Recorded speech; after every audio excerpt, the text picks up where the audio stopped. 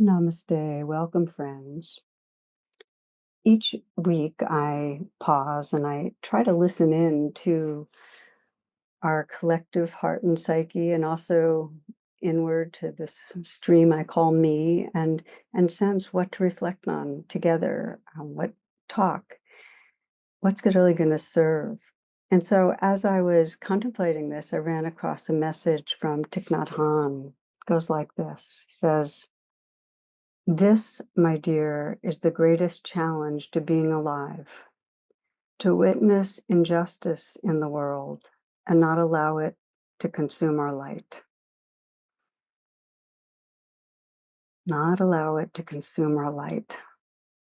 Just so much truth in that, that when injustice, and in particular when cruelty, is spiking, as it is in these days, it can bring out our own shadow, our own reactivity. And what our world really needs is our light. So we protect our light in a daily way by nurturing our hearts. And in this human realm, really light shines through an open and present heart. So it's in that spirit that I decided over these next weeks to explore the different flavors of love. In Buddhism, they're described as loving kindness, compassion, joy, and equanimity. And to do this, I'll be drawing on a series from the archives that I love. And we'll take these weeks together to nurture our hearts. Before beginning, I want to name something that some might be wondering about, which is if I'm feeling angry or distressed, afraid, can't heart practices in some way be a kind of spiritual bypass, ignoring or covering up the intelligence of emotions? And they absolutely can be. When we have a lot arising in us, a lot of strong emotions, it's really important, first and foremost, to be with what's arising. Many of you know the rain practice, bringing presence to what's here. And we also need to give ourselves the blessings of heart practices. This is a both and. We need an honest and present heart, and we need an open heart. There's a joke that about Adam and Eve as they're leaving the garden. It's that Adam says to Eve, "Well, my dear, these are times of transition." And life always feels that way. And these times do have a particular rawness and intensity. So I'll be accompanying you these weeks as we deepen heart presence and a brightening of our spiritual heart. May this serve. One of my regular reflections when I do my daily meditation is if I was at the end of my life, or if I just had a very small amount of time left, what would really matter? What would matter about today, or what would matter about these next few moments? And always, in some way, what comes up is that this heart be awake and be loving. There's a bumper sticker that I've always liked that says, "Life is fragile, love is the glue." And in that spirit, what I'd like to do the next 4 or 5 classes, and I say that because I always miscalculate how much I can get done in any talk, but what we'll explore is what are sometimes described as the 4 universal expressions of love, and they're known in the Buddhist tradition as the Brahmaviharas, which means the divine abodes. And in a way, you can sense them as these are the expressions of our evolutionary potential of the heart. And in the Chinese script, the word mindfulness, the character for it is present heart. And what I love about that, and my problem with the word mindfulness sometimes in the West, is that it doesn't always include the quality of the awake heart. but you really can't separate the realizations that the mind has that everything's interconnected. And the heart's experience of warmth and openness and tenderness that correlates with that realization. You can't separate them. And it's often described metaphorically as this bird with two wings, and it's the wing of mindfulness and the wing of heartfulness. And to fly, we have to have both. So the Brahmaviharas, these expressions of love, start with loving-kindness, and that's what we'll explore in this class. And loving-kindness is that friendliness or that open-heartedness that comes when we are in touch with the goodness of life, or when we're appreciating the beauty and the mystery and the dearness of life. And the second of the Brahmaviharas is compassion. And compassion is that heart quality that arises when we're honestly willing to contact the suffering that's here. It's a real tenderness and resonance with suffering. The third is joy, sometimes called sympathetic joy. And that's that openness of heart that is so open that all the joys and sorrows can flow through us. And there's a profound celebration of just the nature of aliveness itself. And then the fourth is equanimity, which actually has to be there for all of them, because if there's not a very deep sense of wisdom and balance in the midst, our love is actually attachment, and our compassion can go to pity, and it gets off balance. So we'll explore these innate capacities, and with each of them, we'll explore the practices that allow us to cultivate them because they're intrinsic, and part of what's happening in our evolution is that we are now at the point that we can intentionally cultivate and facilitate our evolution. Does that make sense? I'm seeing enough nods that I feel like I'm not alone up here. Okay. So in human development, the most recently evolved part of our brain, where there's that whole neural net that allows for the mirror neurons to sense, I can kind of pick up what's going on for you and your intention, and we can attune to each other and have empathy and compassion. That's what enabled humans to collaborate and become so successful for better and for worse. That collaboration. And so when we explore this innate capacity of the present heart, we're going to explore how to cultivate it. And I like the language that Rick Hansen uses. He calls it positive neuroplasticity. And the reason I like it is because as soon as we really get neuroplasticity, that this brain, whatever we practice grows stronger. If we practice having judgmental thoughts and worry thoughts, we get more judgmental and worried. But if we start practicing appreciating, and we start practicing that interest in what's going on for you, then we start actually activating the pathways in the brain that have to do with empathy and love. So whatever we practice grows stronger, and we can, no matter how deep the grooves are, we can develop new pathways in the body, heart, mind. And we can develop positive ones.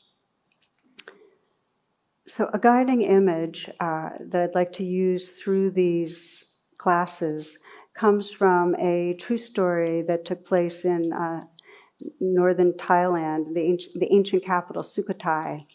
And some of you might remember this, that there's in this great hall an enormous clay Buddha and plaster and clay, and it had survived, through the centuries, all sorts of wars and disputes and so on, invading armies, storms, changes of government, and so on. And people really revered it. And it wasn't beautiful, but it was just familiar and an intimate kind of a statue for them. But in recent years, and this took place some decades ago now, there was a dry season. And so there started to be these cracks that came in the Buddha. And one evening, the abbot of the monastery got interested in understanding, well, what might be inside, looking at the infrastructure of the statue. So he beamed a little pen flashlight through one of the cracks.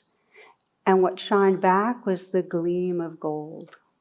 So looked into another crack and the same thing. So he started undoing, they started breaking the clay and the plaster. And what they discovered was that it was a solid gold statue of the Buddha.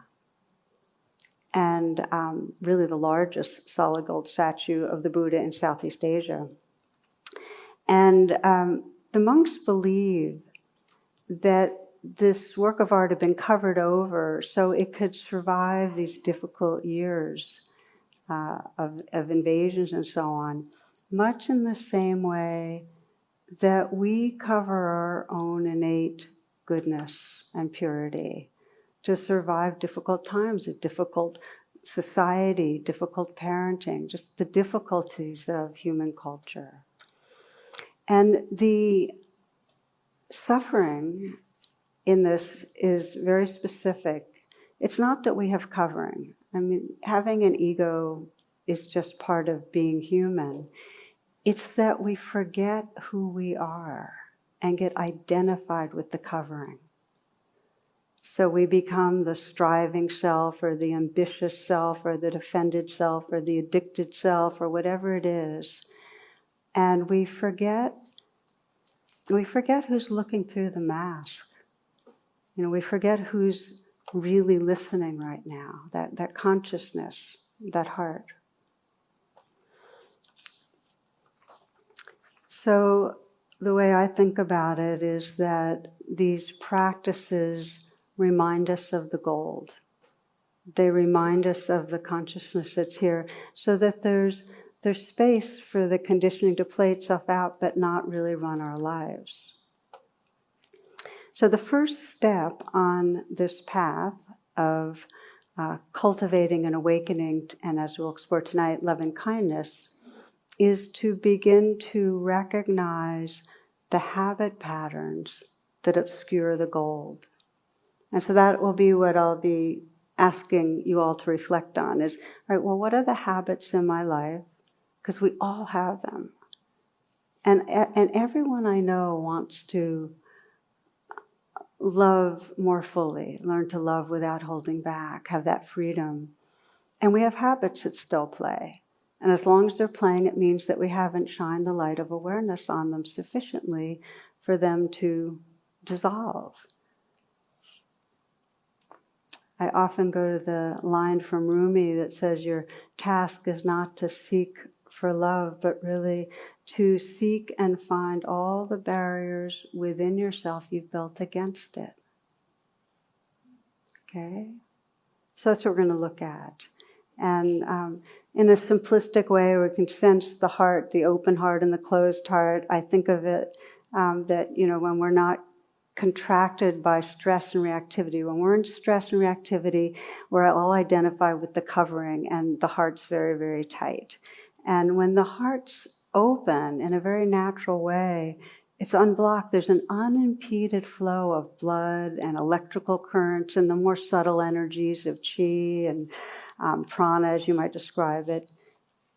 When the heart's open, you can describe it less as a thing and more as a conduit, a space for energy to flow through.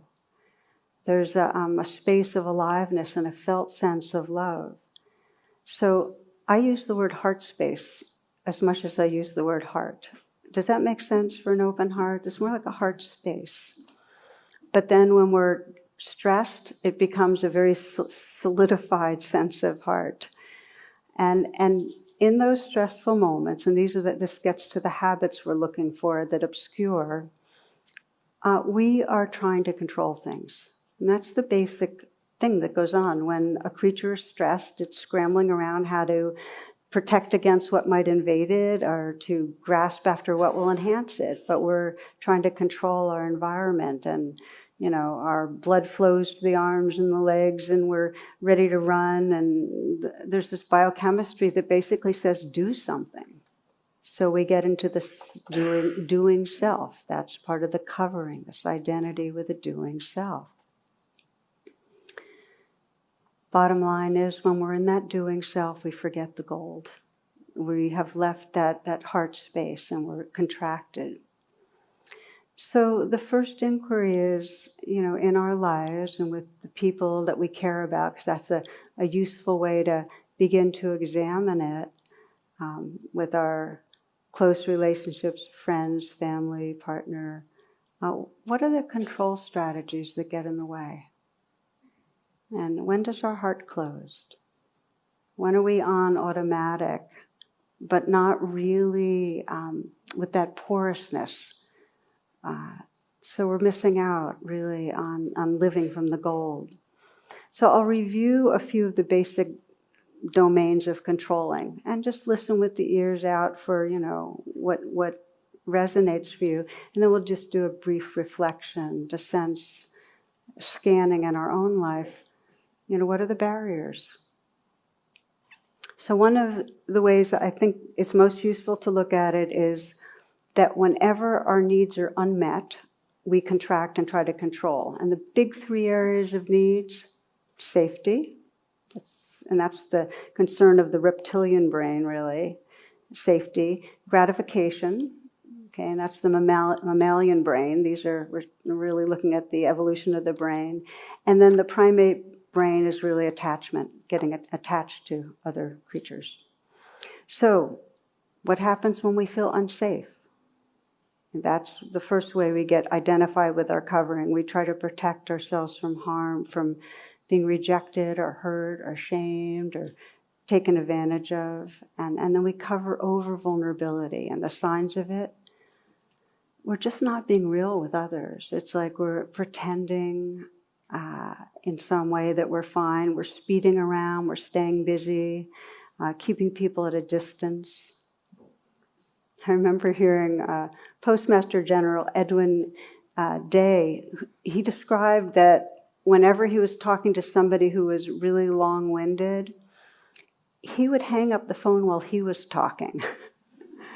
Because who would hang up on themselves, that was his way of extricating. So we have these control strategies, and we all have them.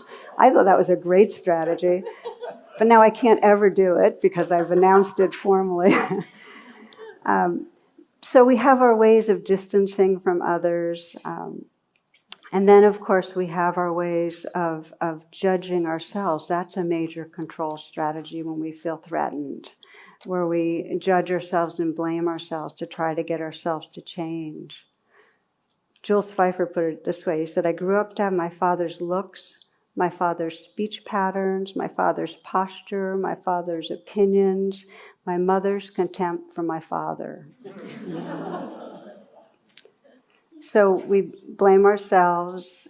And again, we're talking about ways that we create barriers. In a moment that you're judging yourself aversively, you are creating a barrier. You are disconnecting from the gold. And then, of course, we blame others. And that's another major habit pattern that creates distance.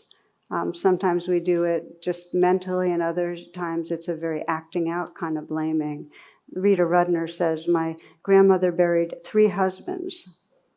2 were only napping. So we have our ways of trying to control. So that's the first area, is unsafe and getting reactive, making distances, judging, blaming ourselves. The second area is when we get dissatisfied, when we're not feeling our needs are met. And then there's this perpetual chasing after pleasures in a way that preoccupies us, that really preoccupies our attention. And you can look at just today and sense, well, how much were you in some way seeking after, you're wanting the next moment to contain what this moment does not. In some way leaning forward, in some way with more of a narrow focus to get something. It's like they say in India that when a pickpocket sees a saint, they see the saint's pocket. narrowed vision. So we get fixated on whether it's food or getting fixated online, or sex, drugs, decorating, shopping, whatever it is. The unmet need for gratification narrows us, and it stops us from being available to really connect. The poet Ryokan says, if you want to find the meaning, stop chasing after so many things. This is just one level inquiry. How much are you chasing after things? Okay? Now the third area, and I'm doing these really quickly because I want to actually get into practicing with you, is when we don't feel, when there's been not good attachment with others, when there's a feeling of disconnection. And then our energies that keep us from the gold all have to do with trying to get attachment to work out fine. And the near enemy of loving kindness is attachment, because it masquerades as love, but it's not. So what are they? How do we do it? And we do it seeking approval is the big one. It's very interesting if you consider any interaction you had today and just ask yourself, how much was in some way the way you were being with that person driven by wanting to get a certain reaction or response that was favorable in a certain way? How much is spontaneous? How much are we shaped by in some way wanting to get something a certain way? So there's some agenda. Performing, flattering, presenting, meeting expectations. There's a saying that dying begins at birth and it accelerates at dinner parties, which I really like. Anyway, so we go around anxiously trying to have good relationships and attaching again, scan the closest relationships because those are where there's a lot at stake. And often what's going on is we want those closest to us to cooperate so we can feel good about ourselves and have, things under control. And so what happens? There can be demands, expectations, guilt tripping. So we start scanning in that way. One story describes, this is a kind of mother-son story, we'll call the man's John. He invites his mother for dinner, and during the meal she can't help but notice that his roommate is very beautiful. So she's been suspicious of a relationship. So this got her more curious, and she watches them through the evening, and she's wondering, and John reads her thoughts and says, I want you to know what you're thinking. I know what you're thinking, but we're just roommates. So, okay. Week later, Carrie says, ever since your mom came for dinner, I haven't been able to find that beautiful silver soup ladle. You don't think she did something with it? I doubt it, but I'll email her. So he emails his mother and he says, Dear mother, I'm not saying you did or did not do anything with that soup ladle, but it's odd that it disappeared after dinner. Do you know anything about this? Okay. Later, he receives an email back. Dear son, I'm not saying that you do sleep with Carrie, and I'm not saying that you don't, but the fact remains that if she was sleeping in her own bed, she would have found the soup ladle by now. Love from your mother. So we're talking about control strategies. So I thought I'd share that with you, but then I'd also share, I was, of course, since I'm asking you to do it, reviewing my life a bit and thinking with my son, and because, parenting is like right in your face, all the different strategies, and we just love these beings, and yet the love gets kind of blocked up sometimes with the ways that we get habituated as parents. So I know that for myself, when my son was, on the younger end, I was writing a book and I was really, really busy. So my whole thing was, on some level, I was trying to accomplish, and I had some drivenness around it. And then always feeling guilty for not being, engaged enough and doing special things enough with him and so on.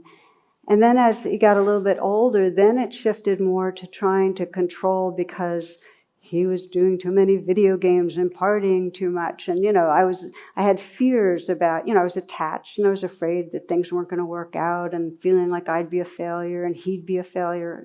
I think many of you know that story. So I got controlling, and it was like we could rarely have a conversation where I didn't have some agenda of trying to get him to do something differently. Well, as I became more and more aware of it, I realized, especially as I started thinking, wow, he's going to graduate in a year and a half and be gone. This is the way I'm spending my life with him. These were the barriers, as Rumi said, that I needed to shine a light on. This controlling.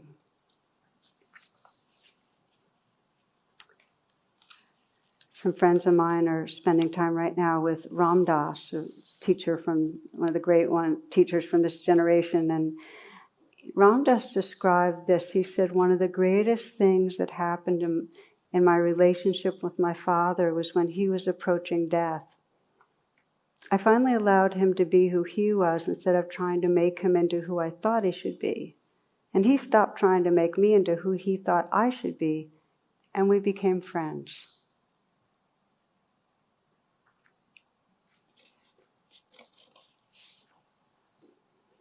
So we can spend decades in trance using whatever the control strategies are and blocking the gold. One woman was describing time with her father when he was dying, and he had been a kind of larger than life figure, and he had been one of these guys that his way of seeking gratification was to achieve and get a lot of recognition, and it had blocked being close with his family.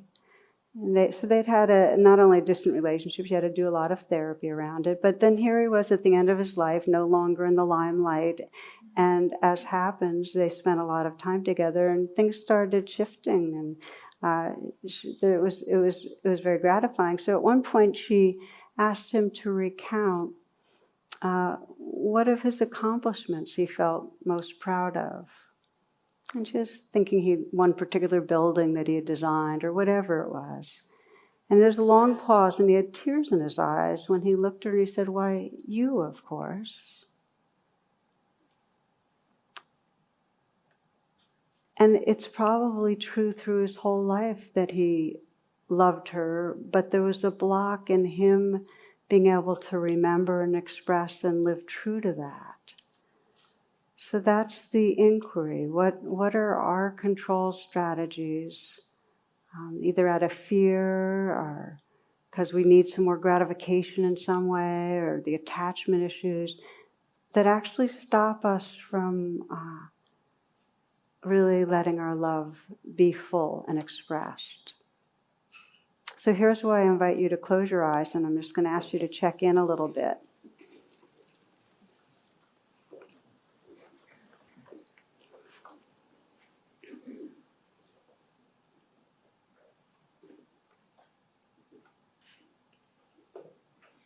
You might begin by just feeling your own sincerity, that kind of interest and care, just to see, well, what does block my full capacity for loving?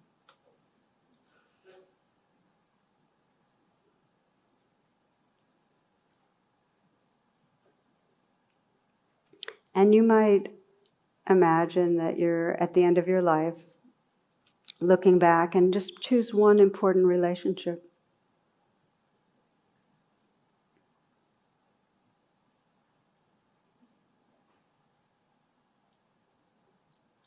One relationship where you'd like to keep waking up your heart.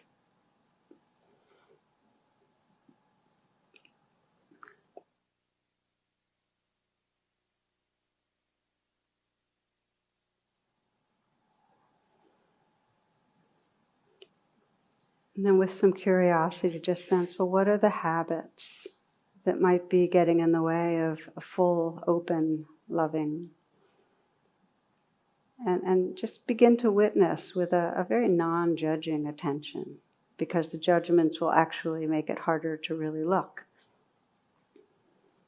What are the habitual ways of thinking that might get in the way? Are there judgments of yourself or this person?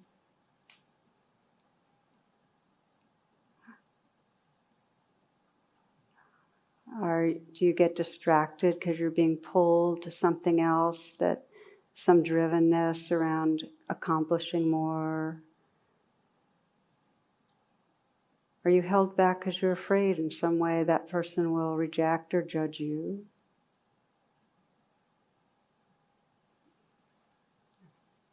Is there some defensiveness, hard to be real because you don't feel that your realness will be accepted?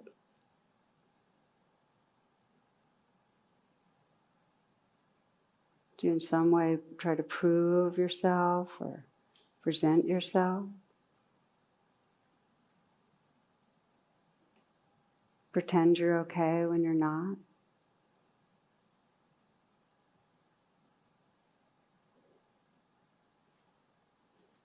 Do you try to control the person in some way, or do you have an agenda that in some way they be different than they are?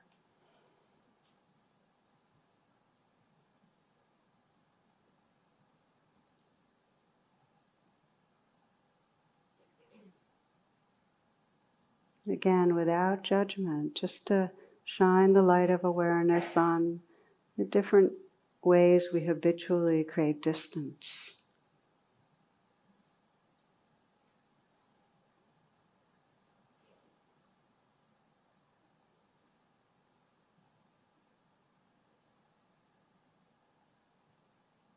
And from that witnessing, feeling your heart, and sensing your aspiration to, in the days and weeks to come, deepen your attention so you can free your heart, so you can reconnect with the gold of your present heart.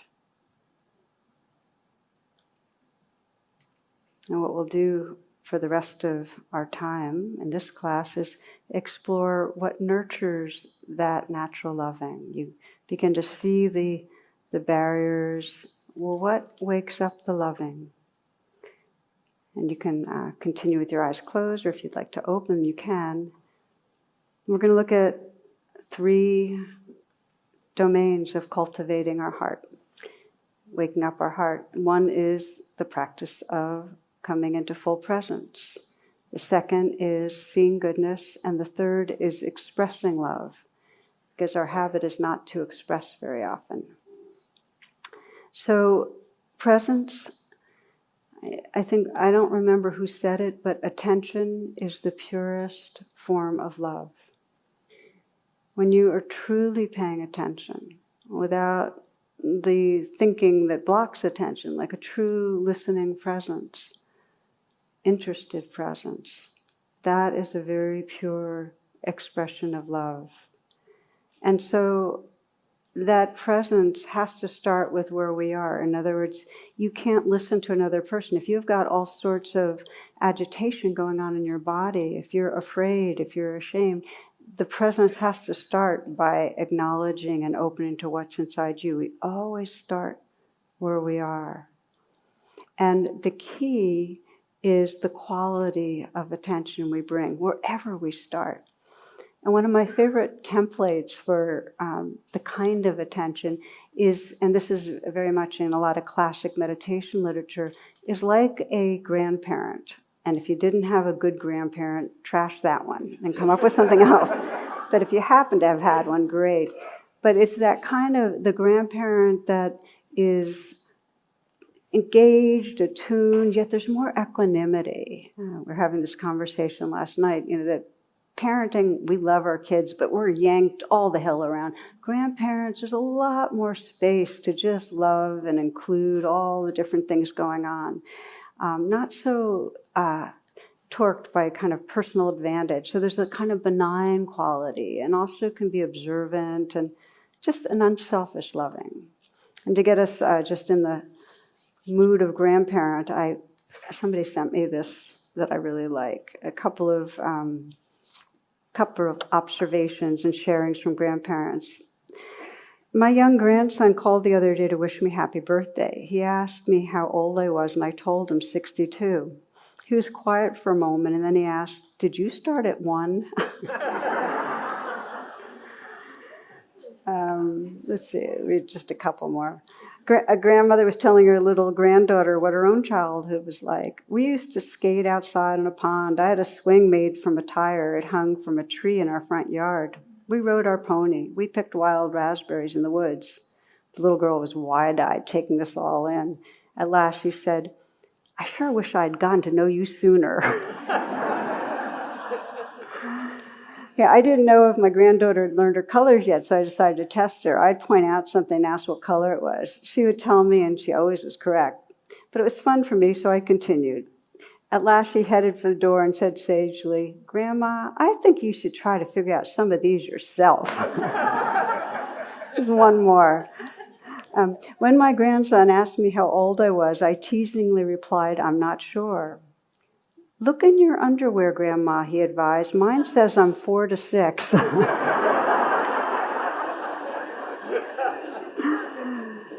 So paying attention with that kind of grandmotherly attention. So remember, what we practice gets stronger. So every time you're engaged in some way and you say, "Okay, come back, be fully here," and you notice something's going on inside you, and you bring some kindness and presence here, and then you just really offer your attention. And then notice when you're getting distracted and offer again. That muscle gets stronger, and it is a gift. So presence is the first, and the second, seeing goodness. And I love the whole training in seeing goodness because it makes so much sense to me.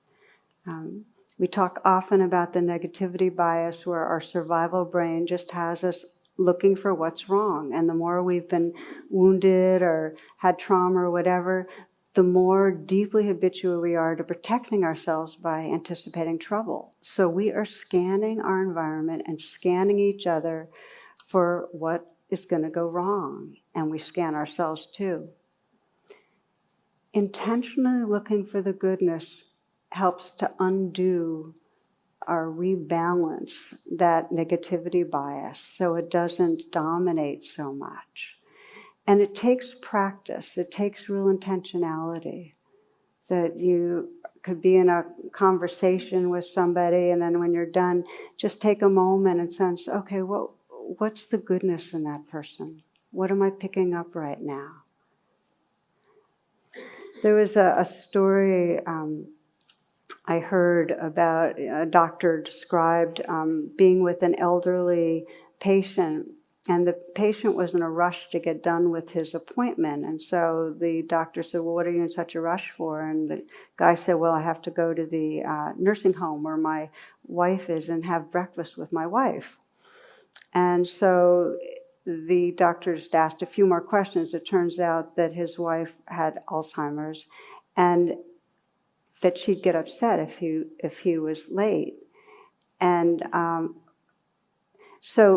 the doctor said, would she get upset if he was late? And his response was no, because she no longer knew who he was and that she hadn't recognized him for 5 years. And so this brought a lot of curiosity, like, oh, but you still go there every morning, even though you don't know who she is, even though she doesn't know who you are. And he smiled and he patted this doctor's hands. He said, "She doesn't know me, but I still know who she is."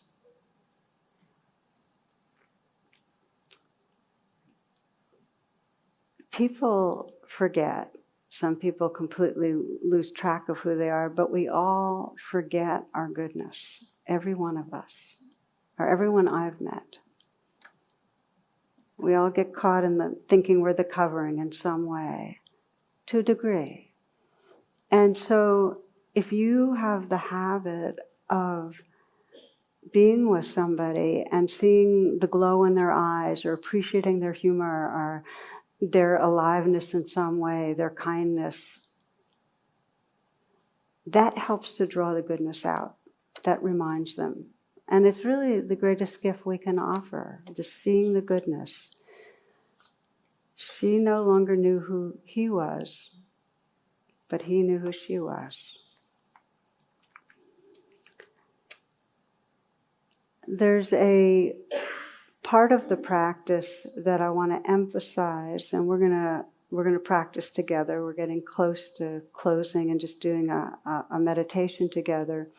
And the key, if you want to train to reverse the negativity bias, is scan for goodness in people, but also in everything.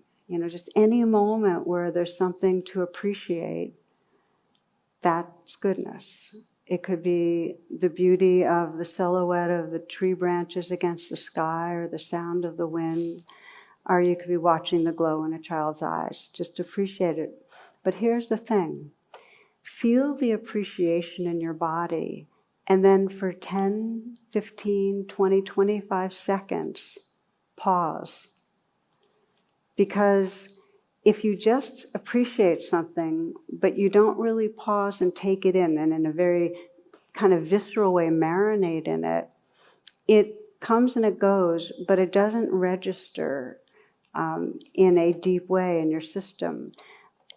Painful experiences go right into our implicit memory. They take root because our survival brain holds on to them. Pleasant ones don't. And this is neuroscience, you have to marinate in them for 15 to 30 seconds for them to go into your implicit memory and be available for recall in any real way. Does that make sense? So it's a real practice. It's a real training. And yet, if you get the knack of when things spontaneously happen and you sense some appreciation going, oh, okay, I'm feeling it. Pause. Let it in, savor it. You start turning a state into a trait, a state of appreciation into the trait of being a grateful person. And that is a blessing. That is the basic groundwork of loving kindness, appreciating. Okay, so we've talked about presence, just coming right back here with that grandmotherly observing and kindness. We've talked about seeing the goodness. The last piece I want to name is expressing love. And we're shy, and we're scared, and we're preoccupied, and we forget. We just don't say it out loud so often. Mary Oliver writes this. She says, So every day I was surrounded by the beautiful crying forth of the ideas of God, one of which was you. One of which was you. To let people know. Thich Nhat Hanh writes that when you say something like, I love you, with your whole being, not with just your mouth or your intellect, it can transform the world. Because what happens is we can feel love, but when we actually express it, our whole body becomes full with it. It actually activates it, it energizes it. It becomes more full. So the practice is to reflect in your life where you might want to express more and go ahead and do it. Wes Angelozzi says, go and love someone exactly as they are and then watch how quickly they transform into the greatest, truest version of themselves. When one feels seen and appreciated in their own essence, one is instantly empowered. So not just see the goodness, but let people know. So we started with the Golden Buddha and how really this cultivation of loving kindness is a movement from being identified with the covering to really remembering the gold. And we remember the gold by being present, by seeing the goodness, by expressing it. I want to share, this is really a part of what's sometimes described as the Bodhisattva path, the path of an awakening being. And it's a training that's really a life training of awakening the heart and living from the gold. And it's considered a kind of path of homecoming because we're not trying to become something other than we are. There's really more of a calling. It's as if the most awake, beautiful heart space that's always been here is calling us, inviting us to inhabit it. You might think of it as your future self is calling you to wake up your love, your evolved self. So a short bodhisattva story is, this was shared by a hospice nurse that I really love this. She described she worked in a county hospital and she was caring for a patient that had been transported from the prison.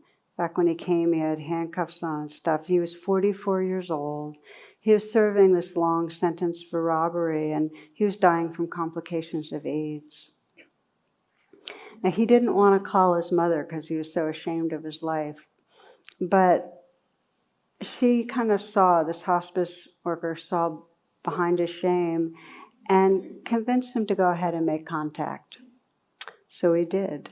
And several days later, his mother's frail woman, over 80, she arrives and she's got, real grief in her face. And she sees her son, who she hasn't spoken to for years, when she comes in the room, and he's handcuffed to the bed. This hospice nurse is afraid that this kind of dignified older woman is going to, in some way, be harsh or some way judge him, but that's not what happens. They have their initial greetings, and they just kind of look at each other, and their eyes lock, kind of taking in all the circumstances and the suffering, and the roles just fell away. Nurse said that Bill's mother gazed at her son like a newborn child, like a saint witnessing a miracle with the vast heart of all mothers. That he and his mother saw behind the mask, they saw each other's goodness, and it was these moments of pure forgiveness, and it's very kind of internal kind of loving. And they just sat together for an hour and a half and held hands. And there wasn't that much that needed to be said. And when she left, he turned to this nurse and said, "Now I can die at peace."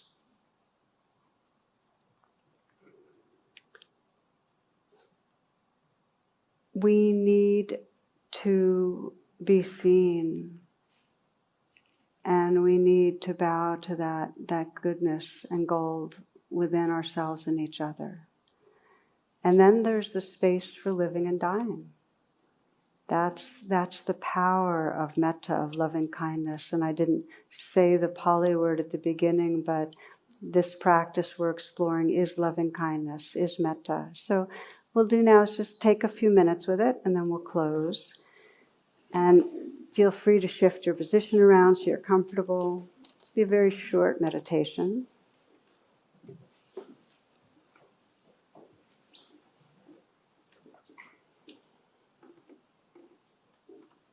You can find on my website a lot of versions of the loving kindness practice. The basic sequence is that you start where it's easiest to feel love, and then you widen the circles. Because when our heart's really open and free, it's that heart space that's very inclusive.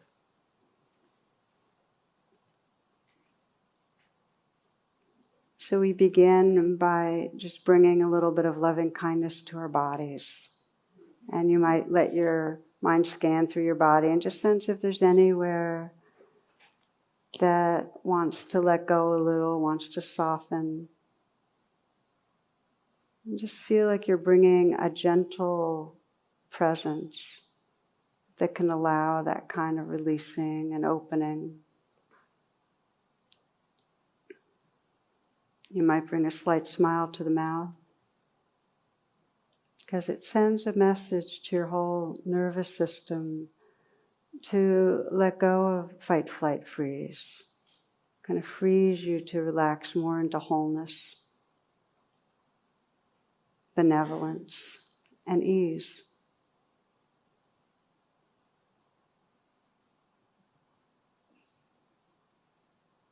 You might take a few long, deep breaths. filling the lungs with the in-breath. And with the out-breath, as you release, letting go, softening down the length of your body, relaxing.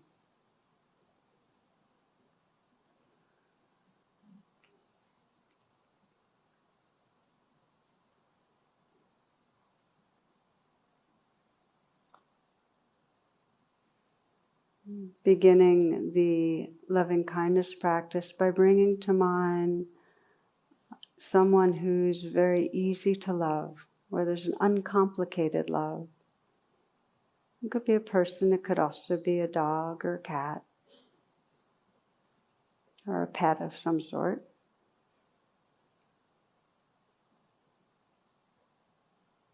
And whoever you choose, see if you can visualize and sense that person or that being very close in, like so you can see their eyes. See what those eyes look like and the face looks like when that being's expressing love for you.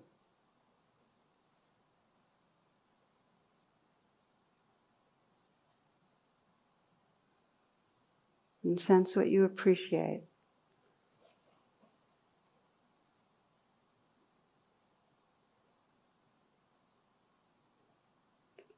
You might sense what this being looks like when they're happy,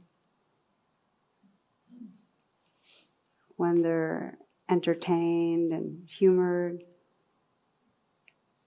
when they're in a creative mode, playful, and when they feel close to you.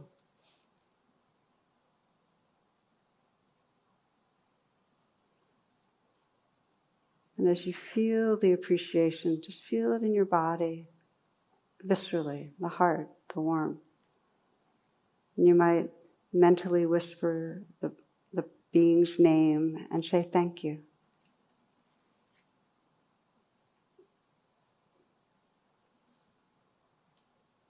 And then again, just opening to the feelings in your heart.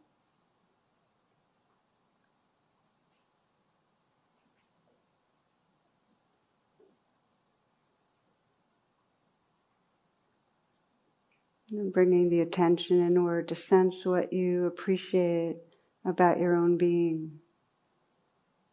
To sense the gold that's here, that which wants to love and be loved.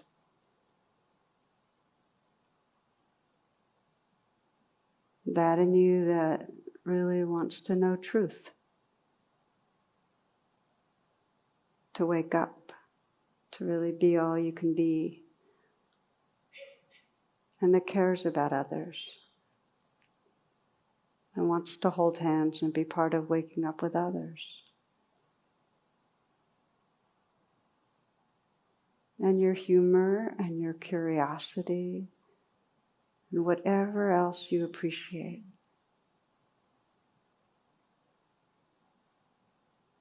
And if it's hard to appreciate yourself, look through the eyes of that benevolent grandmother or somebody who cares and appreciates you.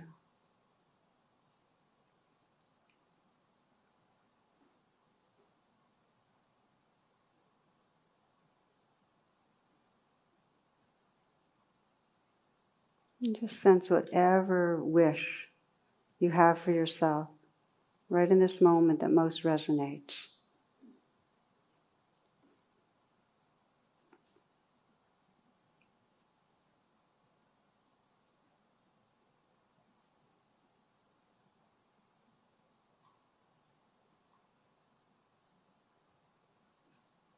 And bring to mind the person you might have been considering earlier, who you'd like to be more awake and loving with. You're reflecting on how you might have some blocks. Just let that person be right here in your presence. Bring a full presence to sense those eyes looking at you, aware of what you appreciate about them. How does the gold in that being shine through?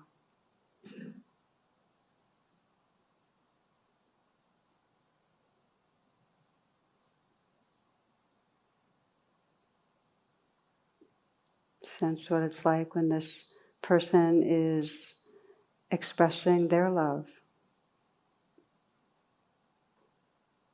their brightness, their aliveness.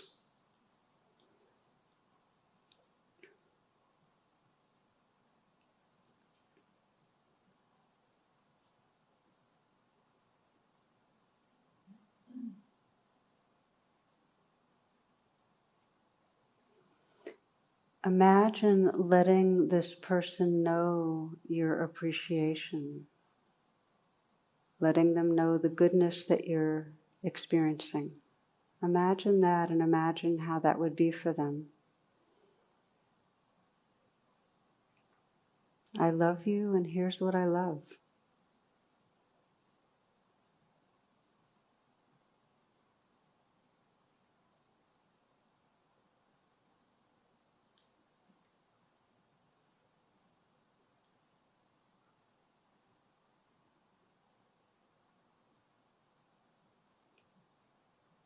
Can you sense how that brings the gold alive, brings your connection alive?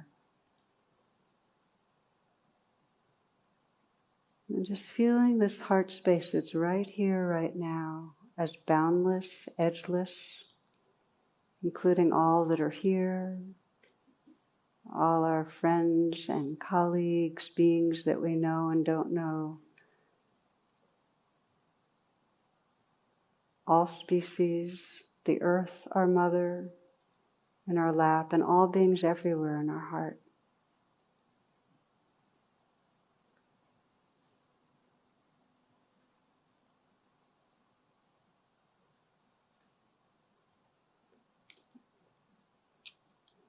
Thomas Merton says, then it was as if I suddenly saw the secret beauty of their hearts, the depth of their hearts where neither sin nor knowledge could reach.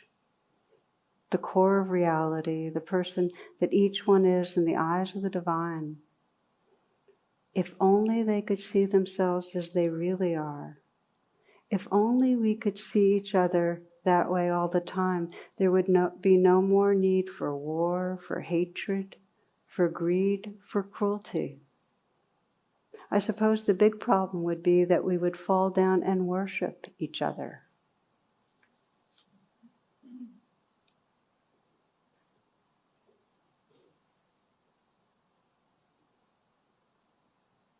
In these last few moments, just sensing the heart space that includes this world and your wish or prayer for beings everywhere.